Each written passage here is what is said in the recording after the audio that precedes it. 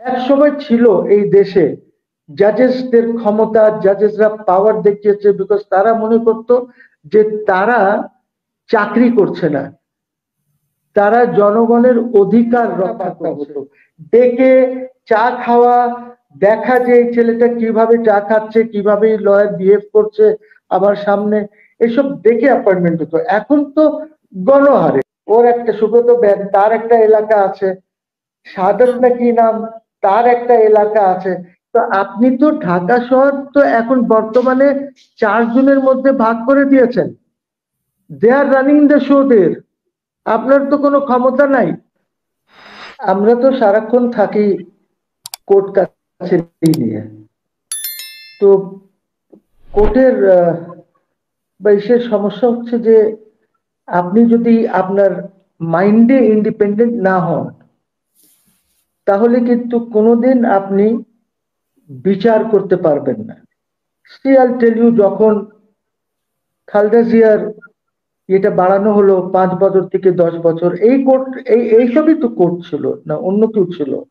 হয়তো যিনি দিয়েছিলেন এই আদেশ উনি নাই, অন্যরা তো আছে, এখনো আছে। তো এই যে আপনার এখন ধামাধাম সবাইকে বেল দিয়ে দিচ্ছে, সব একদিন 2 দিনের মধ্যে সব খারিজ হয়ে যাচ্ছে। তো আগে হয় নাই কেন? বা ইফ আই গো ব্যাক, এরশাদ সাহেবের সময় দেখবেন এরশাদ সাহেবের বেল হয় না, কিন্তু ওই মামলায় অন্যরা যারা আছে ওদের বেল হয়ে যাচ্ছে, কিন্তু উনারটা হয় না। তো এখন এখন তো সেম সাইড খেলা হচ্ছে। তার কারণ হচ্ছে যে জজ সাহেব তো অনেক উইক। আপনার যারা সরকারের তরফ থেকে আপিয়ার করছেন তারা নতুন এজি ডিএজি এইগুলি হয়েছেন, এবং তারা একটি রাজনৈতিক দল করেন সুপ্রিম কোর্টে, লয়ার্সদের যে ইয়েটা আছে, যিনি উকালতি করছেন সেখানে দাঁড়াচ্ছেন এদের জন্য, উনিও কিন্তু ওই দলেরই। So you see, you are the judge, you are the jury, you are everything. এটা আজকে না, এটা শেখ হাসিনার সময় হয়েছে। শেখ হাসিনার কি কেসগুলি সব উনি তো নিজে তোলেন নাই, কোর্টের মাধ্যমে সব 111-এ যে মামলাগুলি হয়েছিল উনার খালাস হয়ে গেছে। তো খালেদা জিয়া কি ভুল করেছিল, উনারটা খালাস হয় নাই কেন? বা অন্যদের খালাস হয় নাই, অন্যদের কেসেস গুলি কেন খালাস করা হয় নাই? সুইসি, দুঃখজনক হলেও উই হ্যাভ টু সত্য কথাটা বলতে হবে যে জাজেস এক সময় ছিল এই দেশে জাজেসদের ক্ষমতা, জাজেসরা পাওয়ার দেখিয়েছে বিকজ তারা মনে করত যে তারা চাকরি করছে না, তারা জনগণের অধিকার রক্ষা করছে, তারা একটা হায়ার লেভেলে আছে, এইটা মনে করত। কেন আমি আপনাকে বলি, and all of your guests will bear me out on this, যে এরশাদ সাহেবের সময় দেখেন blatantly special powers act use করা হয়েছে, একদম ব্লেটেন্টলি, কোনো কারণ না কারণ ডিটেনশন দিয়ে দাও, এই করো সেই করো, জেল গেটে বের হতো, আবার ওইখানে একটা ধরায় দেওয়া হতো, ডিটেনশন অর্ডার, এগুলি হতো। বাট হাউ ডিড দ্য জাজেস রিয়াক্ট? জাজেস তো কোর্টে ডেকে এনেছে, আপনি যাকে ডিটেনশন অর্ডার গেটে দিয়েছেন নিয়ে এসেছে, বলে হাজির করো 2টার সময়, হাজির করেছে, কোর্ট থেকে ছেড়ে দিয়েছে। আগে তো এগুলি শোনা যায় নাই, কিন্তু তারপরে এত ডেটেরিওরেট হয়ে গেছে system because we have not appointed the proper and good people as জাজেস।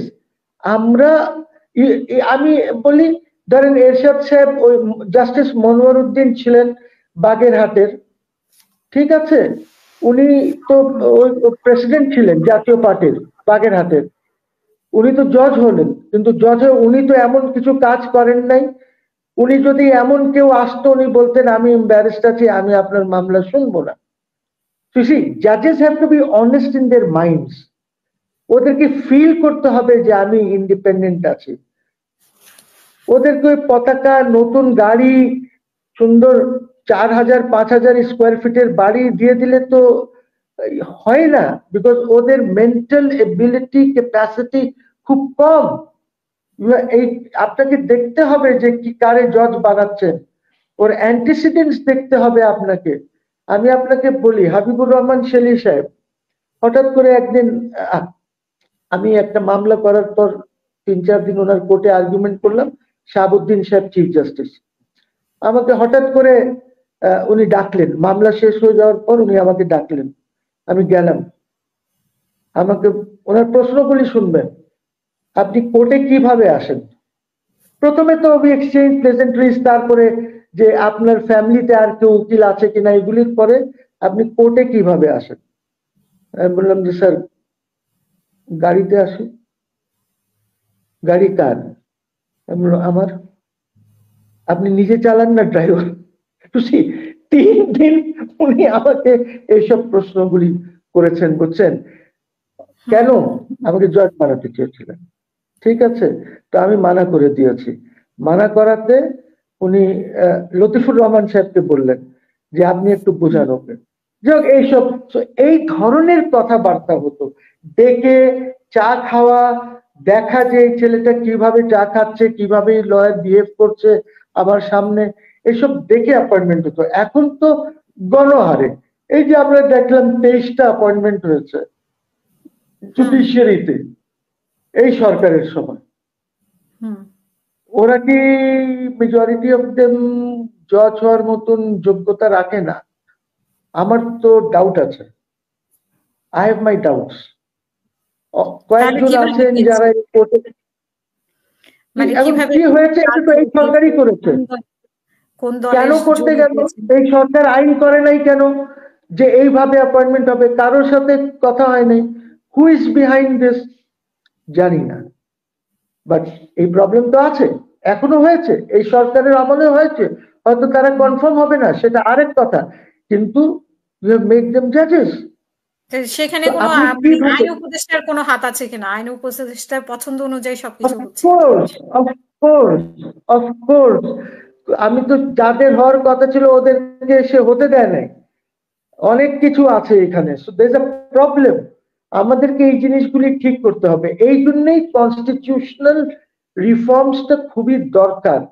আপনার কনস্টিটিউশনে ব্যালেন্স আনতে হবে। এখন দের ইজ নো ব্যালেন্স, যার জন্য আপনাকে এমন একটা পদ্ধতিতে যেতে হবে যেখানে ব্যালেন্স হয়, যেখানে আপনার ক্ষমতা থাকে স্ট্যান্ডিং কমিটিস গুলির, যেখানে আপনার রাষ্ট্রপতির ক্ষমতা থাকে।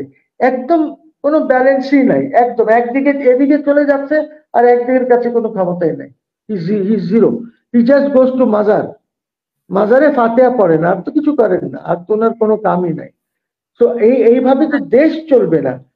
রাষ্ট্র 1500, যারা 1500 টাকার পাঞ্জাবি পড়তে পারতো না, তারা যদি এখন 7,000, 6,000, 5,000 দামের সরকারি পাঞ্জাবি পরে, 150, 150 গাড়ির বহর নিয়ে ঘুরে উইদাউট এনি অফিসিয়াল পজিশন, তাহলে এইটা কি হচ্ছে? প্রত্যেক দিন ঢাকা শহরে কোনো না কোনো দাঙ্গা হচ্ছে। ঢাকা শহরে বা বাইরেও কোনো ল অ্যান্ড অর্ডার নাই। আপনি যাদেরকে জেল থেকে ছেড়ে দিয়েছেন তারা বেলে আসুক, যেভাবেই আসুক, ওরা বাইরে, ধরেন ইমন আছে, তার একটা এলাকা আছে, ব্যান আছে, ওর একটা সুব্রত ব্যান, তার একটা এলাকা আছে, সাদত নাকি নাম, তার একটা এলাকা আছে। তো আপনি তো ঢাকা শহর তো এখন বর্তমানে 4 জনের মধ্যে ভাগ করে দিয়েছেন। দে আর রানিং দ্য শো দের। আপনার তো কোনো ক্ষমতা নাই। আপনি এখন তো, আগে তো দেখেছি যে ছিনতাই করতো, হয়তো একটা চাকু দেখাতো ছোট বা কোনো কিছু নিয়ে। এখন তো চাপাতি নিয়ে ঘুরে, চাপাতি, ইউ নো হোয়াট ইজ চাপাতি হাসিনা? যেটা দিয়ে মাংস, ওই যে কসাইরা মাংস ইয়ে করে না, ওই চাপাতি নিয়ে অ্যাটাক করছে, ছিনতাই করছে চাপাতি। সো কি করবেন? আপনার কাছে তো ইলেকশন করানোরও টাকা নাই। টাকা ছাপানো ছাড়া, ছাপাচ্ছেন তো জানি, কিন্তু ছাপানো ছাড়া আপনার ইনফ্লেশন বাড়বে না? ইনফ্লেশন কি কমবে? আমরা খুব খুশি আছি যে কিছু প্রোডাকশন ভালো হয়েছে, ধরেন এত বড় ফুলকপি 20 টাকায় পাওয়া যাচ্ছে। কিছু কিছু যেহেতু এটা উইন্টার সিজন, তো কিছু কিছু জিনিসের দাম কমেছে, যার জন্য মানুষ কিছুটা, জি জি জি, সবজির, হ্যাঁ। তো